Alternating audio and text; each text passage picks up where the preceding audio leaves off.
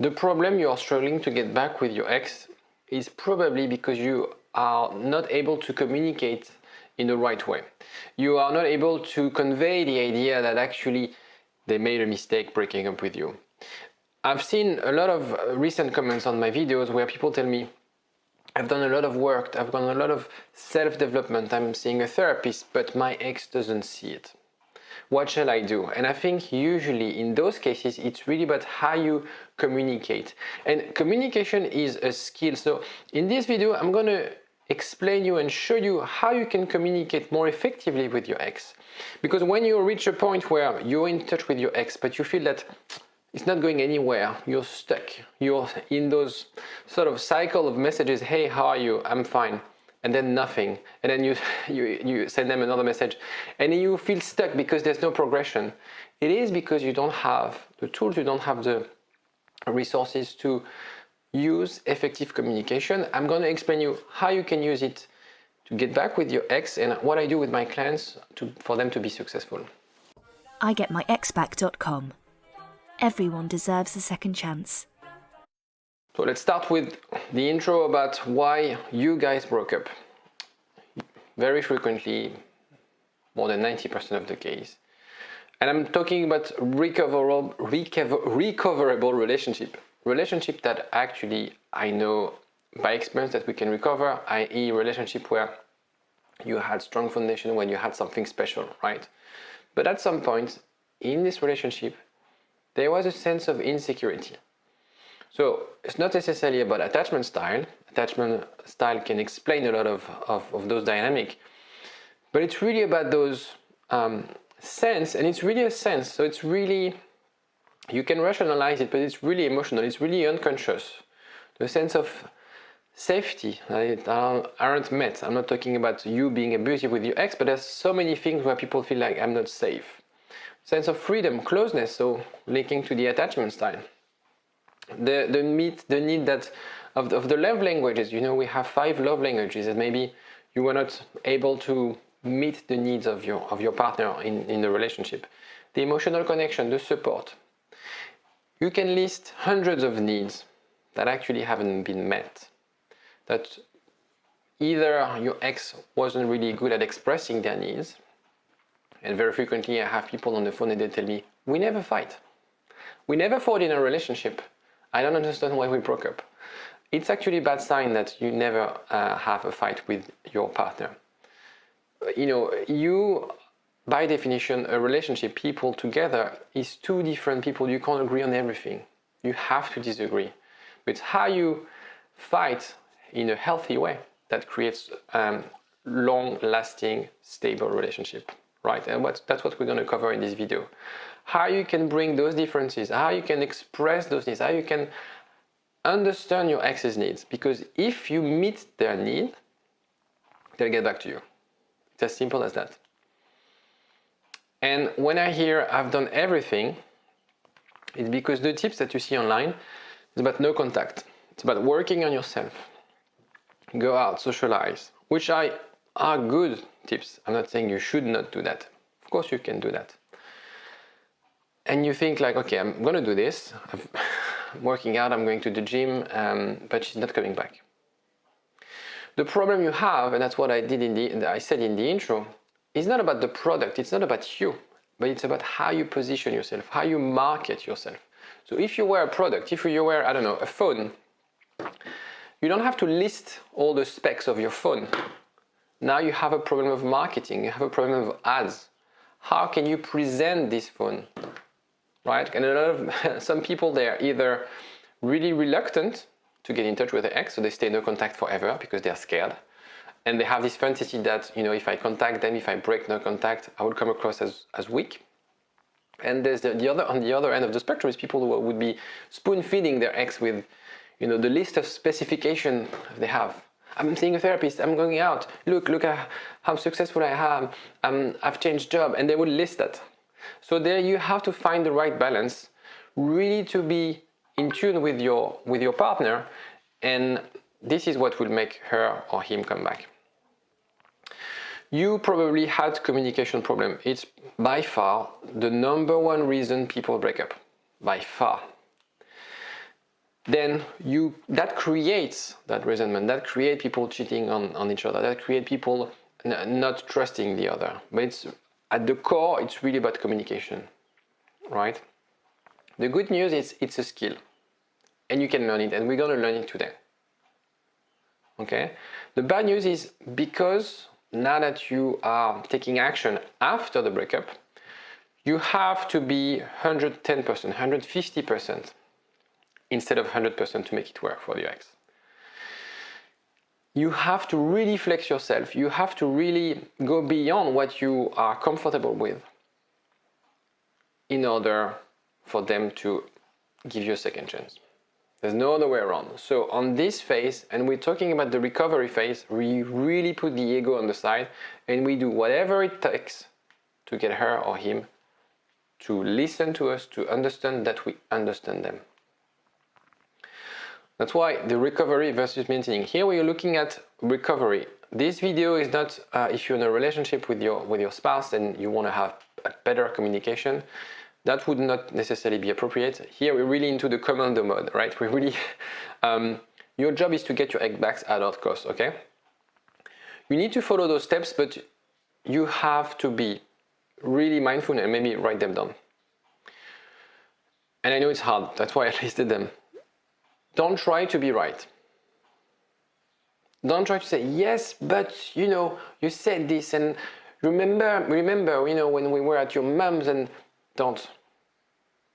It's okay to let them have their side of the story. That's not the point right now. Okay? If they're wrong, I don't care. That's not the point. The point is to get them back. Okay? So look at your priorities. Do you want to get back together or do you want to be right? Okay? For now, it's fine if you're not right. If they're wrong and you're right. It doesn't matter. You don't have to say it. Put your ego aside, very important. Accept to be uncomfortable. Accept to really be challenged. Accept to discover about yourself. Accept to be more vocal about your needs. Maybe if you're a bit avoidant like myself, you know, you have to accept this. Accept to not be pushed by your ex to react. This is really hard. Your ex would probably give you a hard time. She or he would be testing your reaction. And they might be throwing you a curveball and expecting you to react and confirm the reason they broke up with you. I.e., if you are an avoidant, they will probably try to tease you and see whether you're escaping or whether you're actually comfortable having a discussion, confronting ideas. Or if you're anxious, they'll try to tap into your anxiety and see whether you'll become very clingy, very needy quickly. Because if you do, then they have their confirmation that they made the right decision. So be really mindful about that. I want you to, be aware of that. Your ex will push you. But now that you know, it's going to be fine. So why is it so hard? The problem is that if you're 36 like myself, or if you're 40, it's like years and years and years of bad habit. The way you've communicated with your spouse, with your partner, has been the same. Probably down to your education. It's also something that we don't necessarily learn effective communication. Maybe interestingly, a lot of people are really good at using effective communication in the workplace, but when it comes to relationship, they are different, right? So we all know that when you have a team and you're the manager and you want to provide feedback to your employees, you would give them 5 positive feedback for 1 constructive feedback. But we never do that with our spouse. We always give them 5 negative feedbacks from constructive feedbacks and sometimes we will praise them for something. Okay, and the same for effective communication. Maybe what I'm going to tell you, you apply that in the workplace. If you don't, apply it in the workplace. But you'll see it's also a game changer in all aspects of your life. So, because it's 30 years old, however old you are, of bad habits, your instincts will play against you. It's going to become very unnatural. It's going to feel like writing from your left hand if you're right-handed. So be aware of your emotion, because when you're in a situation, in a position that's uncomfortable, of course, obviously what you want to do what your mind will want to do is to go back to that comfort, to that place where you feel, okay, I can do it. Okay, where we want to push you is really outside that comfort zone. Okay, really stretch yourself to do something different, to have this new attitude, to master this new skill. Of course, your attachment style and your ex's attachment style will have a massive impact. If you're anxious, when you hear something from your partner that activates your attachment system, be aware. Be aware about you acting out. Be aware that, all the threats that you might be saying. Be aware of those emotions. What's happening inside you? Am I letting my emotions take control? What am I about to say? What is the image I'm showing to my ex? Am I projecting someone who's clingy, insecure? Whenever you feel those emotions, and we all have those emotions when we feel uncomfortable, when we are confronting our partner or ex, in this phase of recovery, it's very common. You just pause. You take a deep breath, and you pause that automatic process going on. And you ask yourself your question, what are my needs? We don't talk about, here we're not thinking about our ex, our partner, what are my needs? And you have to filter out, when you have those thoughts, things that are judgmental, things that are assumptions. Start from the certainty of what you want. Do this exercise and tell me how it works for you. If you are avoidant, when you feel the need to leave and avoid confrontation, because that's what dismissive avoidant will do, explain to your partner, be vocal. Again, you can also pause in that context, really understand what you're about to do. You're into this fight or flight mode. You're in like, whoa, there's something weird, I'm feeling uncomfortable. That's a sign that actually you're activating your attachment style. That's a sign that you should be doing something different, right?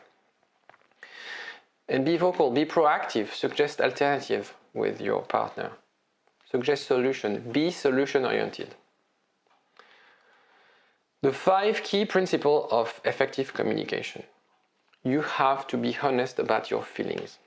So in this situation, it's very important for you to be honest about your feelings and how you feel about the situation, right?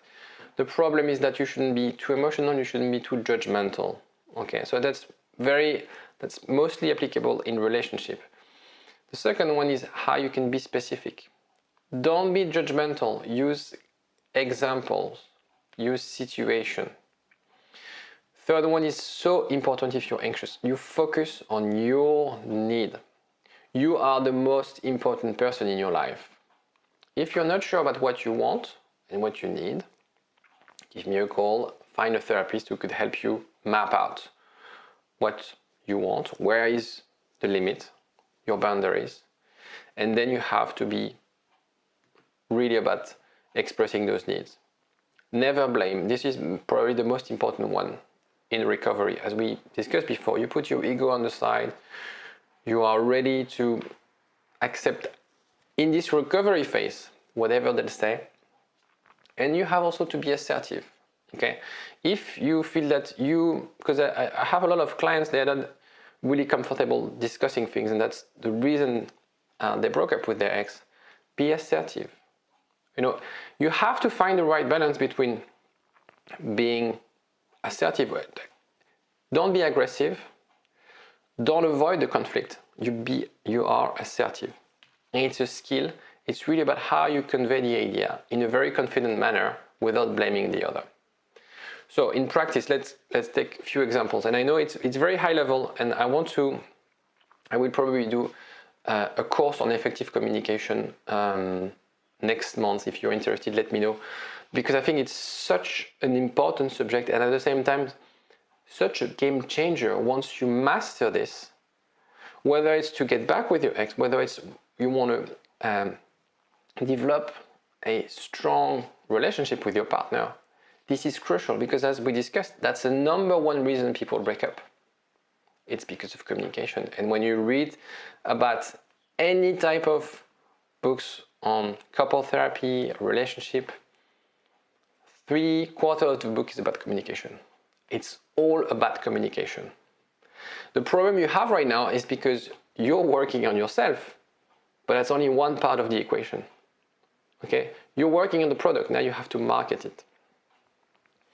Examples, you never listen. That's very judgmental. You never listen. What does that mean? When you say you never listen, you should say, I feel that when we have a discussion, you don't necessarily show interest. You start with I feel. You start with this is my desire, my need. And my need is that when we have a conversation, I would prefer if we. Okay?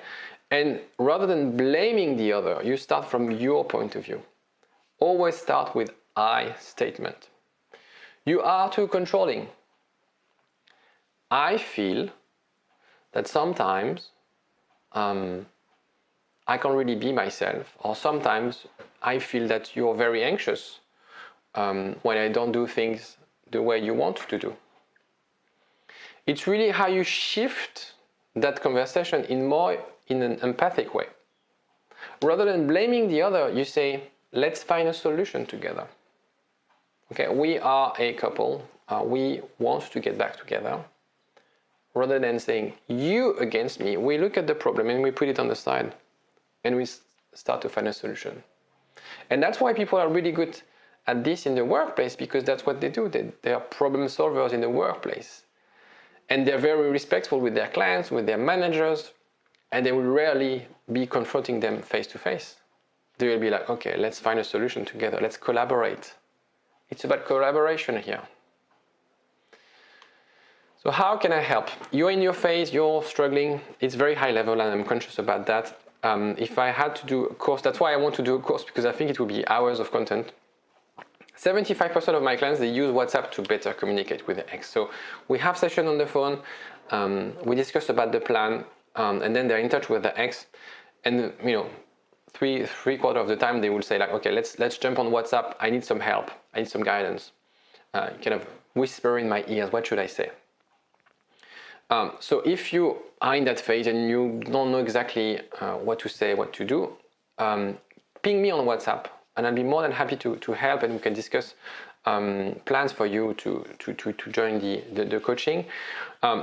If you want to learn about nonviolent communication, which is one of one area of effective communication, let me know in the comment section, because I would really want to do a course, but I want to make sure that people are interested in the course before I spend hundreds of hours putting a course together.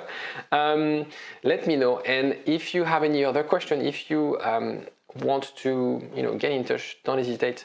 There are links in the description. And if you want to support, if you want to help, also you can like the video and subscribe. It does help me a lot. We are a growing community and I love it. Thank you so much. I'll see you next time. igetmyexback.com. Everyone deserves a second chance.